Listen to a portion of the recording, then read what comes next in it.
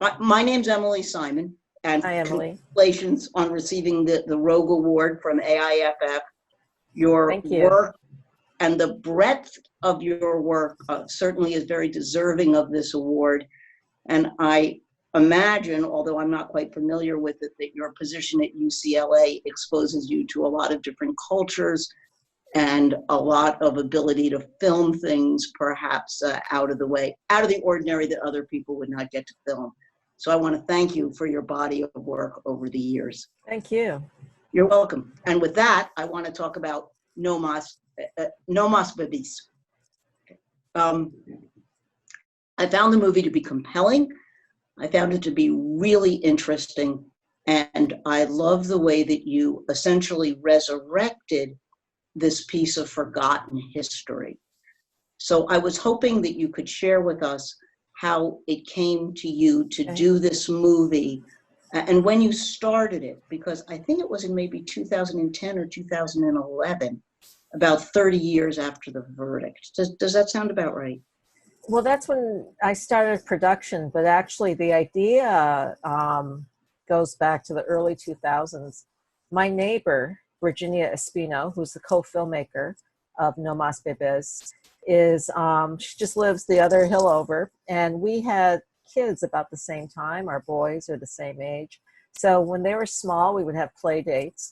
And Virginia is a historian, and she wrote her PhD dissertation about the case, and she's one of the handful of scholars and journalists who have really kept this story alive. I mean, a lot of people forgot about it or just never knew in the first place that these Mexican immigrant women were sterilized without their consent at Los Angeles County Hospital. We actually, Virginia and I actually lived just a few miles from the hospital. So we would have play dates and talk about our work, and she told me this story. And, you know, because I was a new mother, it was just gut-wrenching to me to imagine being denied the right to have a baby. And we thought, well, you know, someday let's make a movie about this story so that people remember, people know about it. And it wasn't her, as it turns out, Virginia is a historian. Her husband, Hector Tobar, who actually used to teach up at University of Oregon, is a journalist and a novelist. And he was the Los Angeles Times bureau chief in Mexico City and Buenos Aires for a number of years. So they had to move to Mexico and then to South America. And when they came back into town, into Los Angeles, we said, let's make the film. Let's do it now. And we just started, you know, raising the money and developing the film. And it took us, you know, a number of years to make it. I mean, I'm sure you hear it throughout the festival, a lot of the time was just trying to raise the money for the story. But we shot some key interviews in around 2010. And then we were able to raise money based on a trailer and come back and shoot the rest. One of the things I was very impressed with are the numbers of people from the story that you got to talk to. I know the historian who helped you make the movie was in the movie, but I was so surprised that the doctors would talk to you, as well as the defendant's lawyer would talk to you, as well as the women would talk to you. So could you comment on the process of tracking them down and who was more willing, who was less willing, and how you got them to talk to you? Well, the doctors immediately agreed. They, you know, were very confident in their narrative of the story. And they were easy to find. They're doctors. Most of them were still practicing. So we also had a really terrific associate producer who's now a director producer, Kate Trumbull. And, you know, she was able to book their interviews for us. The mothers that was a different story. You know, it had been a long time. They were really, of course, traumatized by what happened to them. And it was really Virginia Espino, the co-filmmaker, who was able to develop a relationship. You know, she's a Chicana She's bilingual. She grew up like not far from the same neighborhood. And, you know, she talked to not only the women, but they, you know, they often ask their children, their US born children, you know, look, these people want me to make this film about my experience. What should I do? And actually for the children, overwhelmingly, it was the first time they'd heard of it. They, you know, they grew up knowing there was some secret in the family and something really bad had happened and at one point there were no more babies in the family. But when their mothers talked to them about participating in the film, it was really the first time they knew. And for the most part, they said, actually all of them said, Mom, you know, I had no idea you were part of this landmark case. And you stood up, you know, you stood up for your own rights and for other women's rights. And they said, please, please let the world know your story. So, you know, they agreed. And then, you know, Virginia had developed like such a close relationship with them. They really, really trusted her. The scene that I thought that you open the film with, when they go to the hospital and they're there actually seeing where they had been victimized, that must have been, tell us a little bit about that. Yeah, so the LA County Hospital, the women's hospital actually has been closed for a number of years. For some reason, they can't tear it down, so they keep it standing, empty, abandoned. And they have to, so that it doesn't rot, they keep it actually air conditioned. And you see all of the, like, they still have bassinets, you know, old posters on the wall. I mean, it's still like the detritus of that hospital remains. It's, you know, it's pretty ghostly in a lot of ways. And so we, you know, we just contacted the county and they let us film there. I mean, I think film students also use it as a location just because it's kind of a creepy place. But so the two of the mothers agreed to go with us, Mrs. Hurtado and Mrs. Figueroa. And it was the first time they had been back there since they were sterilized. Because you know, of course, there were no more babies after they were sterilized. But it was, I mean, they're very strong women. You know, we were worried about taking them back there, but, you know, and they remembered. It was emotional for them, but they're really resilient women. So the whole filming process, it was, you know, it was a pretty wonderful process. And a lot of the women went to film festivals with us and went to screenings with us and traveled to New York or, you know, Austin and different places to show the film. So they really, and the, like, particularly young people were just like so drawn to them. So it was actually great for me in Virginia too, because we know what had happened to them. And even though they never got justice, at least their story was told and they were able to tell their own story. Yeah, I want to reference that about even though they didn't get justice, because the movie hints, and it sometimes actually says, the good things that came out of this, okay, even though they ultimately lost the trial. And I was hoping that you could comment on some of the good things that came out of them standing up and telling their story and exposing it to the world. Well, these women sued not only the doctors and the hospital, but they sued the county of Los Angeles, the state of California, and the United States federal government. So, and with the state and the federal government, they won. And what they won, so they didn't win any personal compensation, or God, I don't think they even got an apology at that time, but they won reforms so that, you know, there had to be bilingual consent forms. There had to be consent forms in the first place. I mean, when they were sterilized, the hospitals were really not required to actually get consent forms from the patients. And they won reforms, and women had to be counseled, and there had to be a waiting period before they would consent to a sterilization. So yeah, they won reforms for other women. They just did not receive personal justice. In terms of that, I know that there have been some states that for eugenics have given reparations or have made compensation available to an entire pool of victims. Did that ever happen in California with these women? No, because it's actually, technically, it's different from that whole eugenics era of, I think it was like the 1920s to maybe the 1950s.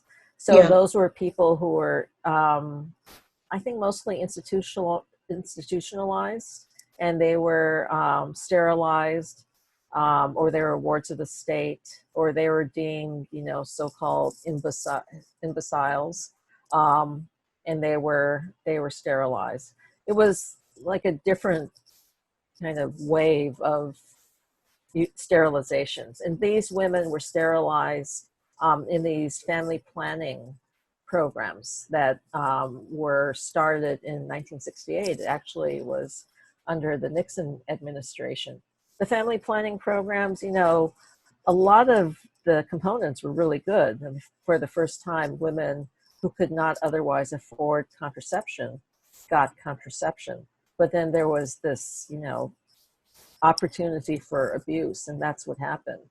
In some cases, there was abuse. There's like this perfect storm of, the availability of family planning, sterilizations, this kind of, the attitudes about immigrants, about poor women, and the different like social circumstances, that context, that and everything kind of collided, and these women, personally were sterilized without their consent. Yeah, I was taken also during the movie about when you were referencing zero population growth and some of the issues that you're raising now. And I was processing myself. If you're a doctor, and I thought that your shots of the scenes of what it was like in that hospital, working in that hospital on a daily basis with the numbers of patients who were there and with the way in which it was presented.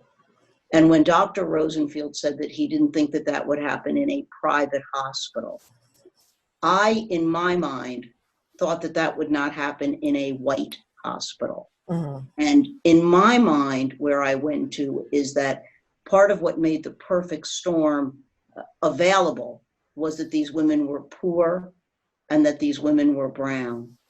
And there seemed to me to be that notion of poor and brown women's lives being expendable, or their future children being expendable. And it raised to me a lot of the issues that are going on today. It raised to me the issues of undercounting for the census, of voter suppression in terms of not having more brown children in the world, and of fear essentially by white people of people of color overtaking them. And I wondered if in your research, or if anybody in their research, in terms of the Rockefeller Foundation, where some of the money came from for the studies that formed the intellectual underpinnings, if this was racism that somebody discovered, if this was a sort of genuine feeling and then things went off the rails, or if you could comment on that in case I'm reading too much into it. No, I mean, it's women. This was just one case of coercive sterilizations. Women were being sterilized at that time, across the board, the common denominator being that they were poor women, mostly poor working class women. I mean, Puerto Rican women, I think by 1968, there was a study, this was a US government study of sterilizations, and 35% of women of childbearing age had been sterilized. They weren't all coercive, but there was this policy of pushing sterilizations, and this fear of, Puerto Rico was in, having deep economic problems. There was this fear that there would be social and political turmoil. So they wanted to keep the population down. Native American women, vast numbers of Native American women have been sterilized. Canada is the same thing with Indigenous women in Canada. Haitian women. It's like in the South, there's the clip of that case in the South where two little girls were and in the South they called it a Mississippi appendectomy because it was so many African American women were being sterilized. And this is something, these family planning programs were also, being conducted around the world. So in the film, there's a little clip of the US government. It was like a how-to film that they distributed to doctors and, encouraging doctors to take social responsibility of limiting the population of the poor. And it was basically a how-to, perform these different contraceptive practices, including a tubal ligation, which is what the women at the Madrigal de Quilligan plaintiffs at LA County Hospital had. They were tubal ligations. And so we have that shot of the footage of this demonstration footage of this is how you sterilize a woman. It was this idea that, the poor should not, you have all these things going on. Maybe some doctors felt, they're better off not having any more children. Then, this whole idea of zero population growth, that this fear that all these, poor Black and brown people on the planet will, are taking all the resources. One thing that Ehrlich had said really is that if you look at overpopulation, if you look at the consumption of resources, if you really want to fix it, you should sterilize affluent women because their carbon footprint is so huge. And when we were shooting the film, I remember it was during this real terrible drought in Southern California and this water crisis. And when people really looked at it, because there were ads on television by the environmental, zero population people of the 2000s. And they were saying, well, immigrants are, consuming all this water and, helping to worsen the drought. But when they actually looked at water consumption in around Los Angeles, they would find in Brentwood and Bel Air and all these wealthy communities, one household would be using millions of gallons of water for their spas and their pools and, whatever they use the water for. And then when they looked at Southeast LA, which were poor and working class, mostly immigrant communities, people were really frugal in their use of water, and their consumption was just minuscule compared to the wealthier communities. But it's real evidence is not always what policy and attitudes are based on.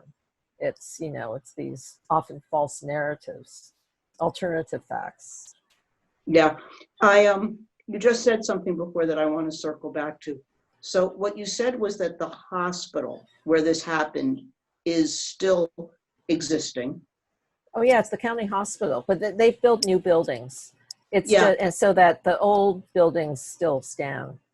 But there were so many shots of during the movie with the hospital looming sort of in the background. And I wonder now, when you talked about the emotional impact, of course, of the women returning inside the hospital. So does that mean that these women would be in their daily lives, it was in their neighborhood, so that they would be able to still look now and see that? Okay. Yeah. So to me, that's additional trauma. Yeah, but they're I mean, they went on with their lives. They, I mean, it was traumatic, but you know, they had to survive. They had, some of them had other kids. They had jobs. They had families. So they just, it was their neighborhood. It was their home. So they, yeah. It became a fact of life. Yeah. Yeah. There's something else that the movie brought up for me, Renee, and that is I went to law school in 1976, 77, 78, and 79. And when I went to law school, when I started in 76, there was a women's rights class. And at the time, when I started in 76, it was that when we got to the chapter on Roe v. Wade, it was about abortion rights. And by the time I was leaving, it was about reproductive rights. And I think that perhaps the women didn't know what they're doing, didn't know that they would have this result. But I think that their lawyers should really be thanked for what they did to broaden and to give a more legal basis, because it wasn't there initially. Roe v. Wade was limited to abortion rights and nothing had been expanded. And what their lawyers did and what they did by their bravery is to be able to expand the playing field so that the whole issue of reproductive freedom and reproductive rights started getting incorporated into the law. Well, And sorry. go ahead. You know, actually, Ruth Bader Ginsburg, for Roe v. Wade, she wanted to bring another case. And that case was a woman in the military who got pregnant. And if you're a woman in the military, you could not, you know, continue if you were pregnant. So she was faced with a sterilization. So from the point of view of Ruth Bader Ginsburg, yeah, it was really a question of women's reproductive freedom just in general, not only abortion rights. It became a, you know, focused on abortion.